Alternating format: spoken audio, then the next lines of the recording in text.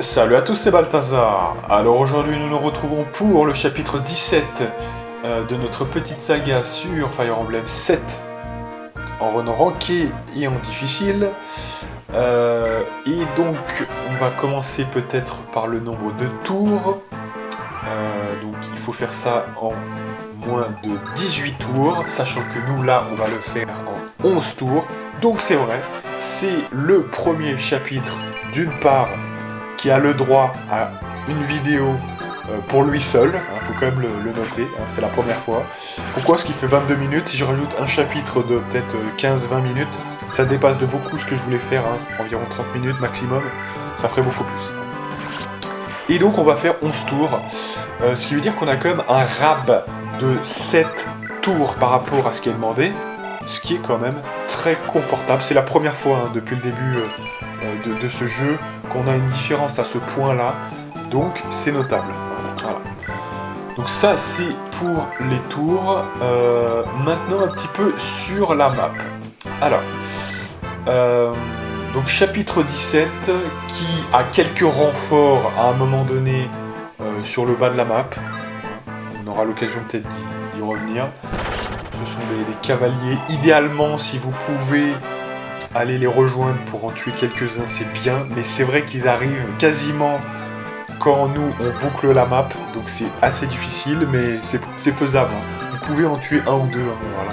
D'ailleurs, je l'ai fait à la validation. L'objectif, c'est de finir avec au moins un soldat vert en vie. Donc ça, très facile, vu qu'on le fait en 11 tours. Parce qu'ils n'ont même pas le temps d'arriver vers les soldats verts, les renforts. Donc c'est ça qui est avantageux.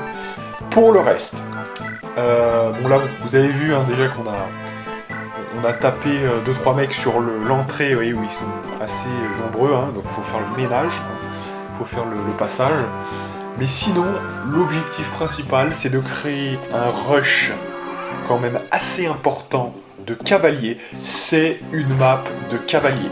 Le chapitre 17, donc du mode Hector évidemment, en difficile de surcroît, mais surtout de manière générale.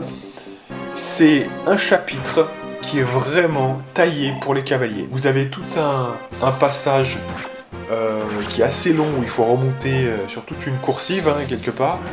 Là, c'est taillé pour les cavaliers. Voilà. Donc, Sane, Kent, Priscilla. Alors, moi, Marcus, je l'envoie aussi dans le truc. J'avais essayé avec Florina. Et puis, je me suis rendu compte qu'en fait, il y a beaucoup d'archers sur votre chemin. C'est pas idéal, même si elle est entraînée, certes, mais elle prend trop cher pour vraiment bien s'en sortir. Donc, du coup, Florina, je ne l'envoie pas vers la zone principale, le chemin principal. Je l'envoie avec le voleur pour qu'elle puisse le rabattre une fois qu'il aura terminé son travail. Voilà. Elle a une case de plus de déplacement que le voleur. Elle en profite, tout simplement. Alors, certains auraient pu dire qu'on aurait pu utiliser Marcus. Marcus, je m'en sers un petit peu sur le chemin principal. Et ensuite, Marcus, à un moment donné, on le verra, va redescendre pour aller en fait prendre le passager à Florina. Vous voyez, donc Florina, elle aura qu'à faire 2 tours de remontée, et ensuite Marcus prendra le relais pour le remonter lui-même. Parce qu'il fait plus de déplacements quand même. Voilà. Donc c'est notable.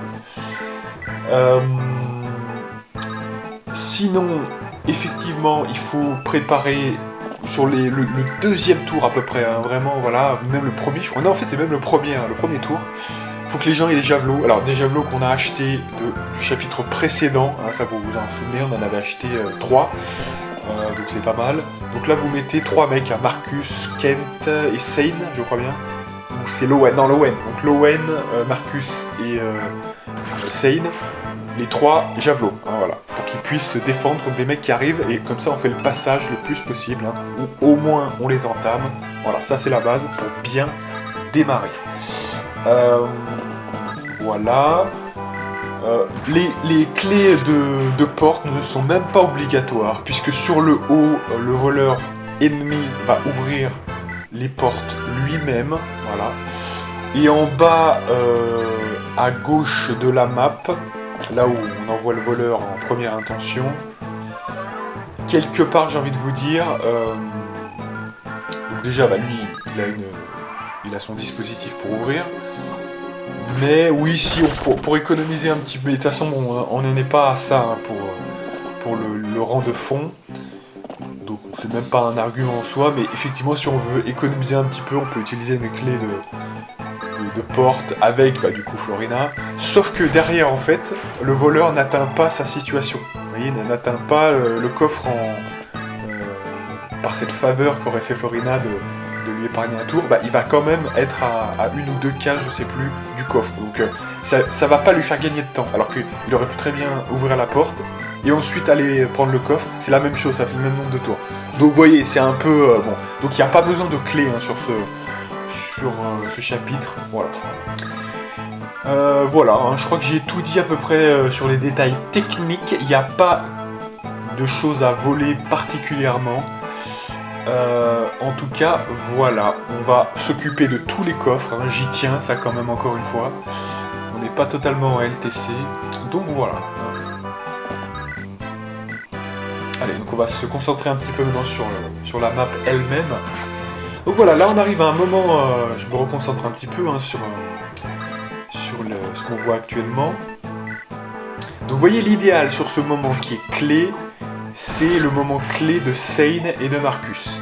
C'est le moment où en fait vous arrivez au croisement de cette petite passade. Et là c'est important, parce que là il faut que, juste avant vous pouviez avoir encore des armes à une case de portée seulement. Là il faut du javelot. Parce que là, il y a pas mal d'archers, donc il faut pouvoir répliquer au cas où. Alors, évidemment, je vous dis ça, et j'ai oublié pour Marcus. Heureusement, ça n'a pas changé la donne, par chance, hein, voilà. Mais idéalement, il faut que Marcus puisse entamer. Oui, enfin, c'est logique. Hein. Donc c'est très important. Voilà, donc vous allez voir que là, on ouvre la porte avec la clé de porte, mais il n'atteint pas, voilà, il n'atteint pas le coffre. Vous voyez, donc de toute façon, j'aurais pu ouvrir la porte avec le voleur et ensuite prendre le coffre. Vous voyez, c'était la même chose. Hein, donc c'est ce que je vous disais tout à l'heure. C'est un peu ça. Alors par ailleurs, sur cette map, vous pouvez recruter quand même 2 personnes. Donc il faut quand même le noter. Vous pouvez recruter donc Raven, qui est un très très bon perso en mode difficile, qui a des stats boostées, très très fort évidemment. Donc qu'on recrute avec Priscilla. Et alors c'est intéressant Raven parce que dans notre cas à nous, il est très intéressant. Parce qu'il a une excellente vitesse, il prend beaucoup de vitesse, et donc du coup c'est un mec qu'on peut up bench provisoirement parce qu'on sait que plus tard, il va toujours assurer quant au fait de doubler les gens. Vous voyez, donc en fait c'est un très bon élément pour nous en fait. Hein. Bah, déjà c'est un très bon élément de base, hein. En mode normal, difficile, LTC, il fait son affaire même s'il n'a pas le déplacement pour. Hein. Donc c'est un peu plus délicat en LTC, mais pour toute autre façon de jouer, il est quand même très fort, hein, franchement. Il est vraiment très solide, surtout en difficile. Donc voilà. Et effectivement, le gars a des stats de malade. Hein. Vraiment, c'est comme Guy qui a des stats un petit peu boostés. Il est vraiment très solide. Alors, ce qui est un petit peu problématique, je trouve, en rank, et ça, je vous donne mon avis, pour notamment Guy et Raven, hein, c'est les deux qui sont concernés, c'est que malheureusement, comme on entraîne un petit peu tout le monde, ils sont pas aussi forts qu'ils devraient l'être, comment dirais-je, de façon accumulée. Parce que si par exemple j'avais fait pas du rank, j'aurais fait en sorte de bien les blinder très vite, vous voyez, dans ma team. Sauf que là je peux pas. Donc ils restent très forts, et donc ils sont même un petit peu au-dessus de la masse, mais en fait ils tirent pas parti dommage de leur surpuissance. Vous voyez, si on les avait entraînés à fond, ils auraient roulé sur le jeu. Vous voyez, c'est vraiment... moi je le considère, hein, c'est vraiment impressionnant. Donc voilà, c'est juste le petit problème un petit peu de ça en fait. Donc là avec Will, hein, je ne peux pas le tuer, donc je m'abstiens.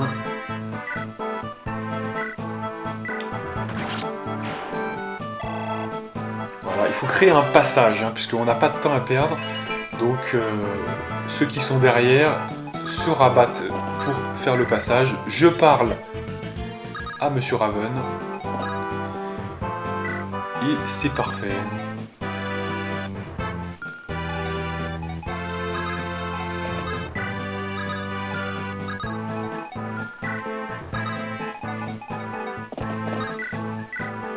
Alors, il se trouve que à la validation notamment, parce que j'ai déjà validé le truc, j'ai un petit peu amélioré certains segments.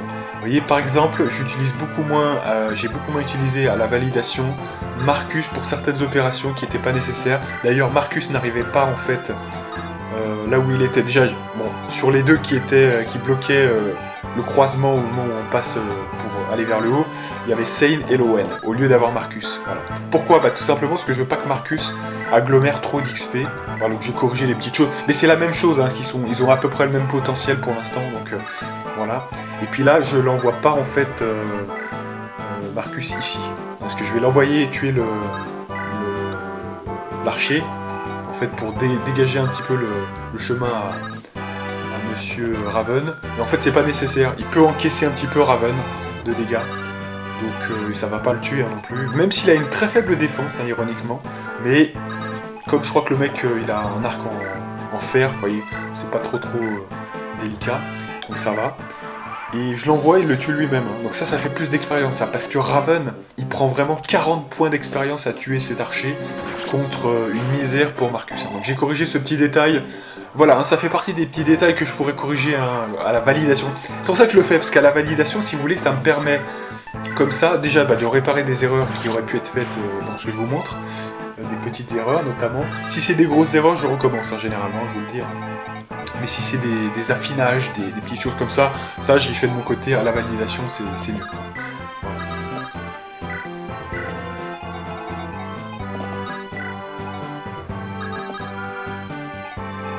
Voilà, donc là, l'idéal, c'est d'arriver à tuer les 2 voleurs. C'est tout à fait possible, hein, franchement. Si vous arrivez assez vite.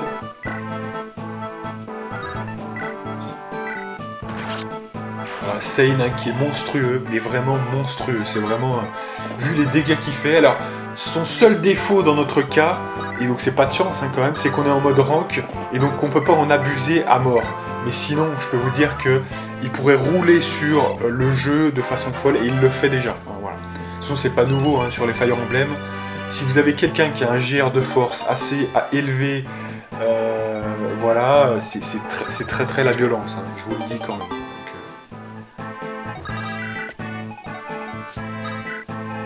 D'ailleurs, ça me fait penser, et j'y ai pas pensé, même à la validation, j'y ai pas pensé, que j'ai toujours pas utilisé l'écu de dragon. Hein, non mais c'est vrai, je l'ai toujours pas utilisé. Faudra l'utiliser sous peu quand même. Parce que sinon... Et d'ailleurs, je crois que je le donne à Sane, hein, justement, pour qu'il ait une bonne défense, qu'il est un peu bas. Hein. C'est vrai que ça, c'est sa seule problématique. Regardez, il a que 10 de défense, et vraiment... Non mais c'est pas si élevé que ça, hein. Franchement, c'est... par exemple, Lowen est quand même bien mieux servi, il doit avoir 13... 14 peut-être même. Donc vous voyez, c'est un petit peu différent. Pour ce niveau-là, j'entends. Hein, parce qu'il est quand même assez haut niveau hein, déjà. Sane, hein, voilà, il est niveau 15-16 hein, déjà, je sais plus trop, mais vous voyez, hein, c'est quand même pas fantastique. Hein, voilà.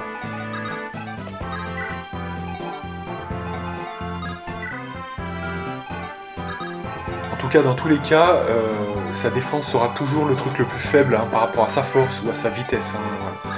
Et encore que sa vitesse, il n'est pas un GR de vitesse, il a un bon GR de vitesse, hein, mais c'est pas le meilleur qu'on ait vu, mais je crois que c'est 40%. C'est pas mal, hein, c'est pas mal. Mais c'est surtout, voilà, sa force hein, qui est vraiment impressionnante avec son GR. Donc je le confirme, hein, il est bien meilleur que Kent sur tous les aspects, puisque finalement Kent n'est pas vraiment meilleur en défense ni même en vitesse. À 5 points près, c'est pas suffisant, et il y a vraiment un GR de force impressionnant. C'est vraiment un des meilleurs cavaliers, si ce n'est le meilleur, de tout le jeu sans problème.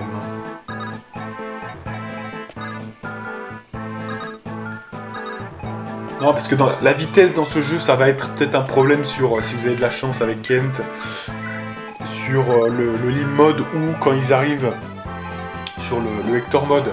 Mais très vite, dès que Sane commence à doubler la plupart des gens du cast, là, il passe devant, mais définitivement, voilà.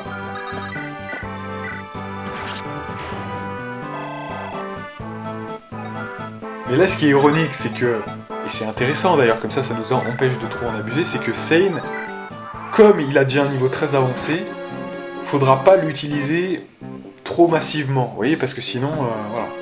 Il y a d'autres gens qu'on doit entraîner, et qui sont des cavaliers intermédiaires à qui on pourrait donner beaucoup d'expérience type Kent. Il faudra pas, si on peut utiliser Kent, il faudra l'utiliser, vous voyez, de toute façon. Donc, il y a des maps, de toute façon, ça va être comme ça, hein, voilà. C'est un peu la différence, hein, qu'on peut noter.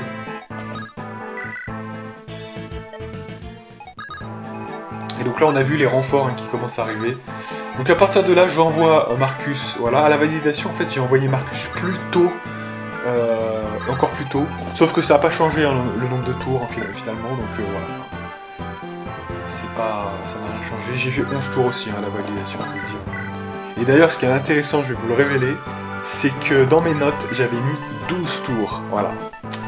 Pourquoi? Ce qui a changé, en fait, je vais vous dire, et c'est un truc que j'ai fait, en fait, je l'ai fait en live. Non mais sans déconner, c'est-à-dire que c'est la nouveauté que j'aurais pas dû faire finalement, hein. Je l'ai faite en live, c'est-à-dire que j'ai trouvé l'idée tout seul. J'ai envoyé Marcus pour tuer l'archer là, puis je me suis dit attends mais Marcus déjà je vais pas le faire remonter plus haut, il servira à rien et il va voler l'expérience. Donc envoie-le pour aller aider Florina. Et ça a donné un tour de différence. Au lieu de 12, j'ai fait 11 par rapport à ce que j'avais noté. En fait, c'est ça. Voilà. Et donc, en fait, à la validation, j'ai encore plus poussé mon avantage. C'est pour ça qu'il y a eu une modification. Et j'ai envoyé Marcus avant même de... Vous voyez, le coup de l'archer. Je l'envoie encore même avant. Comme ça, il gagne encore plus de temps. Et du coup, mais ça n'a pas changé. Hein. Ça a fait 11 tours aussi. Hein. Ça fait 11 tours, tout simplement, parce qu'à un moment donné, ce qui va bloquer, c'est... tout simplement, il faut quand même visiter les coffres. Vous voyez, il faut ouvrir les coffres. Donc de toute façon, il y a une petite limite quand même. Hein, voilà. Mais c'est intéressant.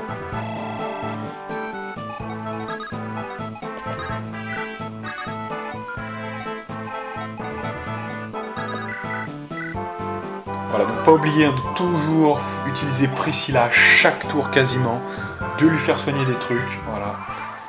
Pour l'instant, on n'a pas réutilisé trop Serra. Vous allez voir que finalement, elle finira le jeu avec assez peu de niveau quand même malgré tout. Hein, voilà.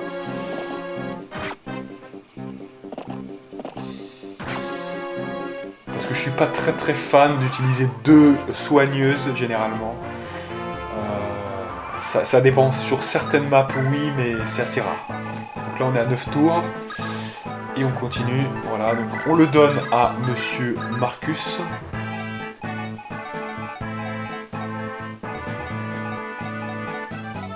Je compte les cases, hein, ce que notre voleur peut parcourir effectivement 6 cases. Là, je n'ai pas la portée pour, donc en fait, je peux le déposer malgré tout pour le rabattre avec quelqu'un d'autre, notamment Kent ou la soigneuse. Voilà, donc là, je suis en train de calculer. C'est nouveau, vous voyez, c'est pour ça que en fait, vous voyez une hésitation là, parce que je suis en train de l'inventer, ça. Je suis en train de le... Voilà, je l'ai jamais fait, donc c'est un truc de fou, c'est un truc de malade. Voilà, donc là, du coup, maintenant, il sera apporté, hein, tout simplement. Alors, ce que j'ai amélioré plus tard, hein, que pour ce que je vous ai dit avant, c'est-à-dire que j'envoie Marcus bien avant de tuer l'archer, et donc, du coup, j'ai plus ce genre de problème après. Oui. C'est pour ça que j'ai fait 11 tours, parce que là, il y a un petit rabattement, hein, sinon, je perds un tour, et donc je fais 12, hein, effectivement.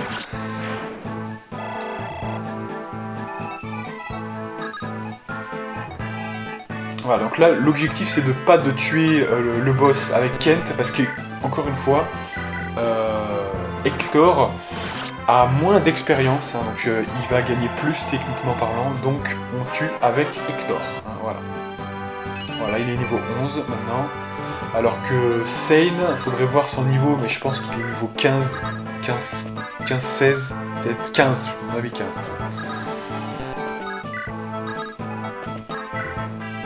Sachant qu'il était déjà niveau 12 à la fin du mode de Lyn, donc voilà. Oui, alors voilà, la mort de notre ami, finalement, le campement, c'est pas grave, hein, c'est pas grave du tout, on ne perd rien. Alors, petit 1, on ne perd rien en termes de rank. Aucun rang ne change, voilà. Le rang de survie ne va pas bouger, je vous le dis, hein, donc c'est pas la peine de... Hein. Et surtout, ah oui, alors la petite erreur, j'ai jeté un objet, j'ai corrigé ça, la validation, c'est une erreur de ma part, hein, ça, pas de souci. Et puis j'ai jeté qu'une potion, donc c'est pas crucial, là c'est vraiment pas grave. Et donc oui, pour notre ami le porteur, donc d'une, ça ne change pas le rank, et puis petit 2, en fait, il va réapparaître à la map suivante. Voilà. Donc c'est un excellent moyen d'aggro des personnes voilà, qui veulent le taper. Mais c'est tout. Voilà. On ne va rien perdre à tout ça. Si ce n'est, il y a un truc qu'on perd éventuellement, c'est un niveau de notre ami Merlinus. Voilà. C'est juste ça. Mais ça, on s'en fout. On ne joue pas pour entraîner Merlinus. Il ne va avoir aucune fonction. Dans 99% des cas, je me fous d'entraîner Merlinus. Vous voyez, c'est une fonction qu'on peut utiliser pour retenir nos ennemis, éventuellement. Mais même pas, parce qu'en fait, il n'aurait pas été là, ça aurait été pareil, de toute façon. Il serait remonté, j'aurais quand même gagné de la même manière. Donc, c'est même pas très vrai de dire ça comme ça, mais en tout cas, voilà. Il n'aura aucune fonction dans le jeu, je vous dis, donc c'est pas... ça ne me dérange pas. Et ça, je pense qu'il meurt de mémoire, je crois qu'il ne meurt qu'une fois. Une ou deux fois, voilà, maximum sur tout le jeu, ce qui fait que quand même il prendra un très grand nombre de niveaux, il n'y a pas de souci. Mais dans la plupart des cas, c'est du no diff, franchement c'est du no diff, je vous le dis.